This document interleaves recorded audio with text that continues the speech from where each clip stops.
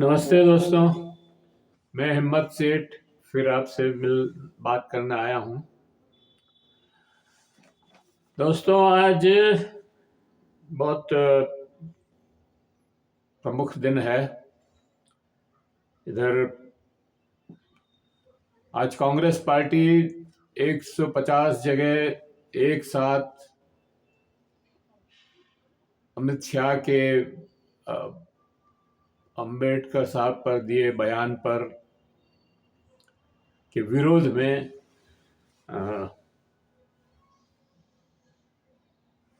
Press conference कर रही है और सब जगह कल रैलियां निकाली जाएगी।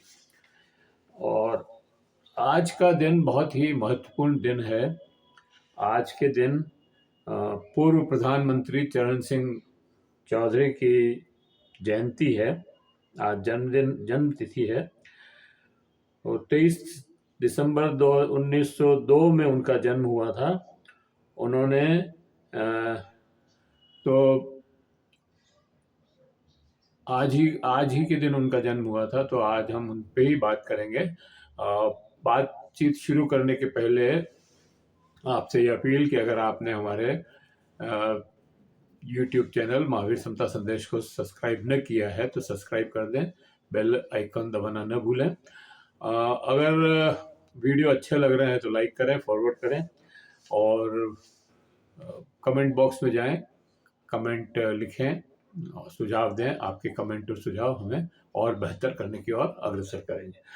आप चाहें तो आपके मित्रों को भी हमारे वीडियो भेजें ताकि वो भी इनको देख सकें और वो लाइक भी करें और सब्सक्राइब भी करें।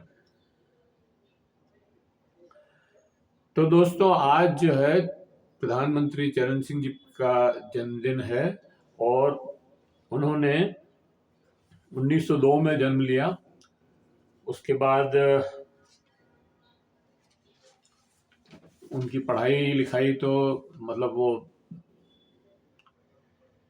गाजियाबाद में रहते थे तो गाजियाबाद में ही हुई और फिर बीएससी पास किया और फिर एलएलबी किया।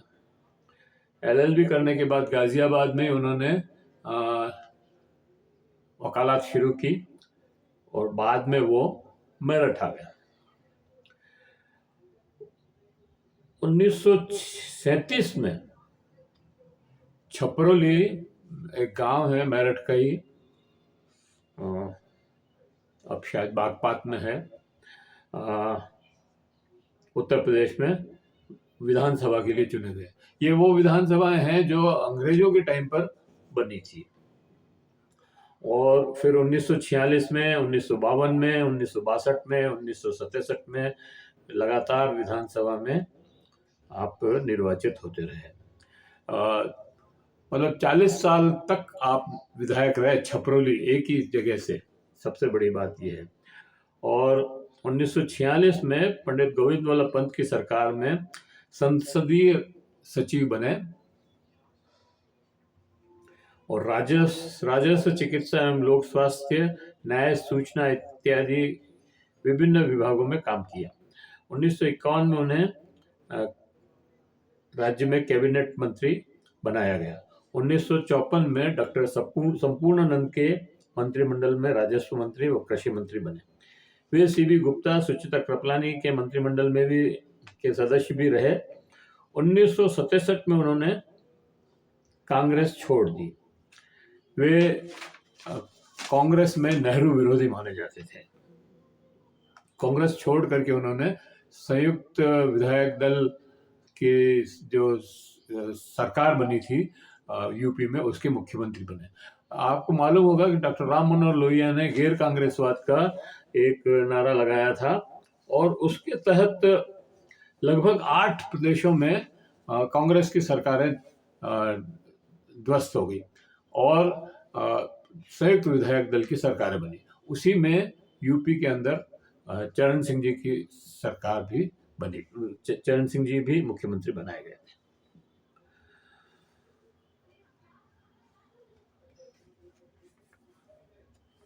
लेकिन वह सरकार ज्यादा लंबी नहीं चली। 1970 में फिर वो मध्यावधि चुनाव हुए।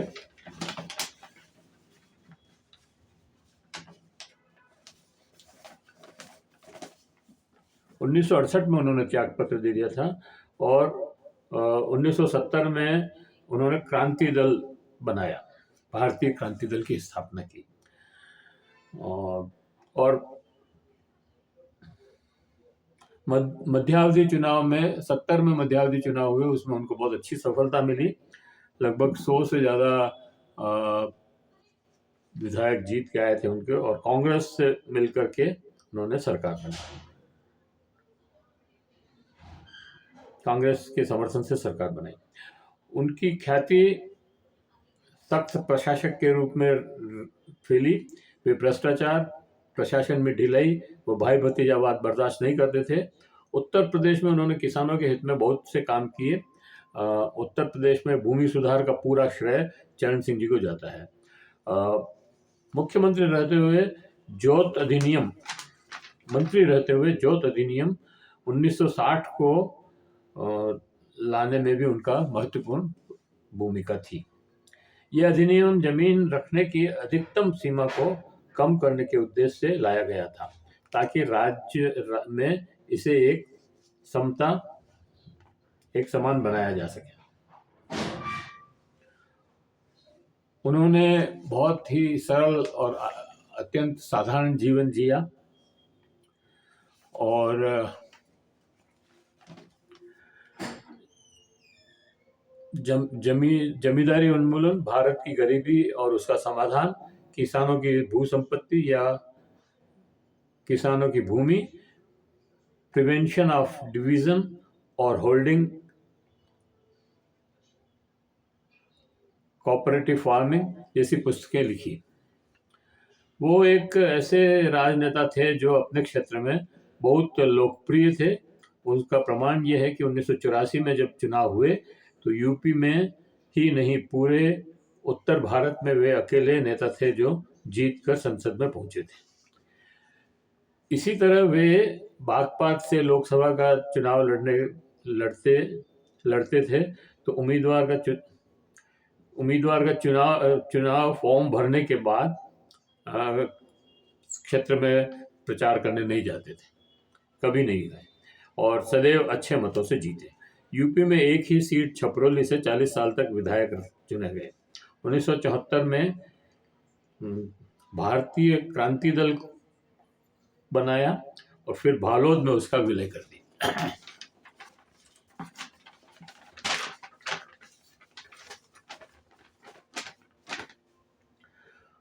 1974 में भारतीय लोक दल बनाया, जिसमें 7 प्रादेशिक पार्टियां शामिल हुई। 7 पार्टियां शामिल हुई, प्रादेशिक तो 1-2 थी।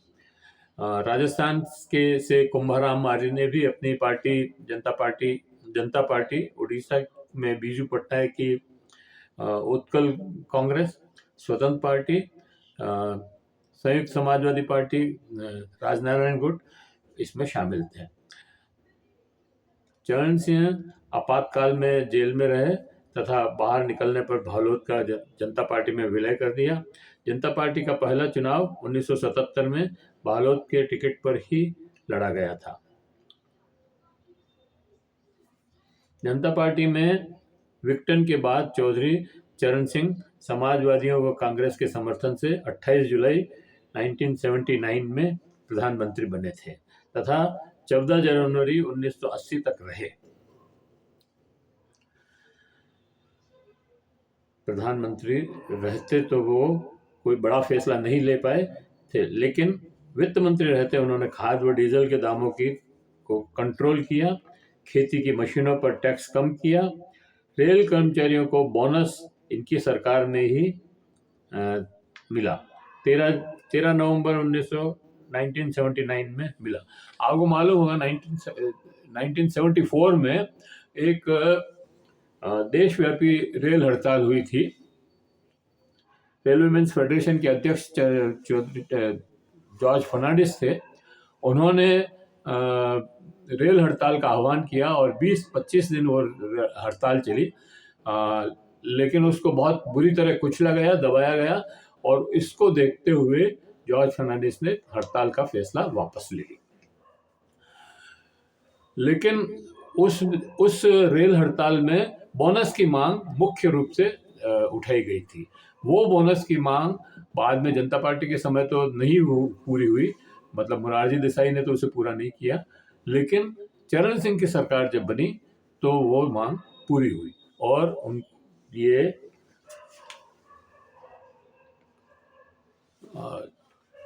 उत्पादन पर बोनस मिलने लगा। इसी तरह से जॉर्ज फर्नांडिस के बारे में कहा जाता है कि उन्होंने मोरारजी देसाई की सरकार को बचाने के लिए एक दिन पहले बहुत अच्छा लगभग 80 मिनट का या 90 मिनट का भाषण दिया था, लेकिन दूसरे दिन या तीसरे दिन उन्होंने पार्टी छोड़ दी, जनता पार्टी छोड़ करके वो लोकदल में शामिल हो गए। तो लोग बाग उनका बड़ा इस बात पर मजाक उड़ाते हैं या उनके ऊपर लांछन लगाते हैं कि उन्होंने इस तरह से क्यों जनता पार्टी छोड़ी।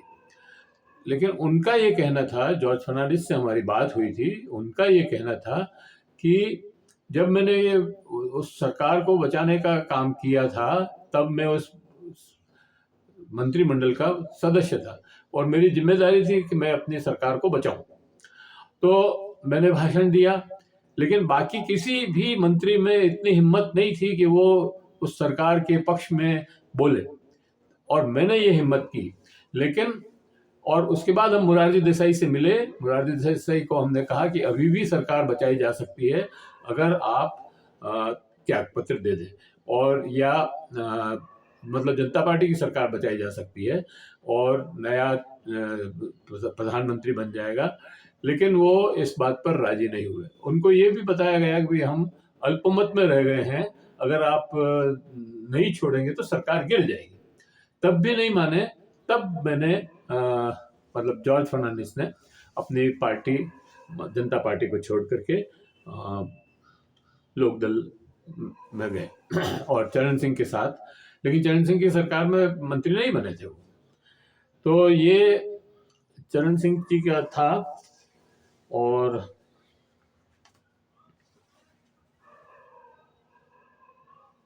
मई कौन सी थी यार,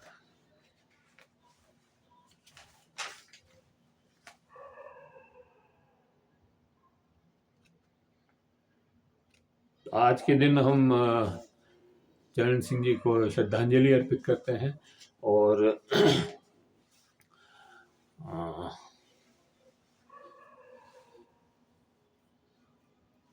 ये वीडियो यही समाप्त करते हैं। एक बार फिर ये अपील कि अगर आपने हमारे चैनल को सब्सक्राइब न किया हो तो सब्सक्राइब कर लें, बेल आइकन दबाना न भूलें।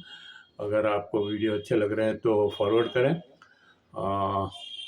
कमेंट बॉक्स में जाएं, कमेंट लिखें और सुझाव दें। आपके कमेंट और सुझाव हमें और बेहतर करने की ओर अग्रसर करें। जय हिंद, जय भारत।